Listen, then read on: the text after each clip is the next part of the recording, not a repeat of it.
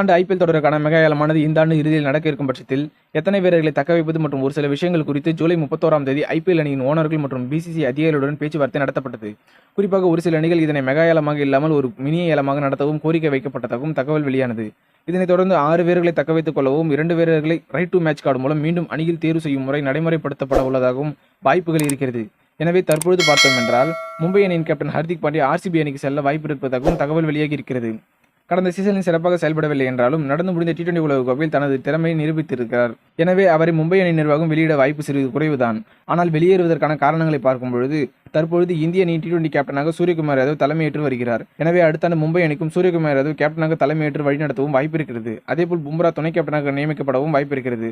ஆகையால் ஏலத்திற்கு முன்னரே ஹர்திக் பாண்டியாவை ட்ரேடு மூலம் ஆர்சிபி அணி வாங்க உள்ளதாகவும் தகவல் வெளியாகி இருக்கிறது. ஃபேப் டு பிளஸிங் 40 வயதை எட்டியுள்ள நிலையில் பாண்டியாவை தன்வசப்படுத்த ஆர்சிபி அணி மும்முரம் காட்டியிருப்பதாகவும் தகவலானது உலா வந்து இருக்கிறது. மேலும் ஐபிஎல் ஏலம் பற்றி ஒரு சில தகவல்கள் ஆகஸ்ட் இறுதியில் வெளிவரும்.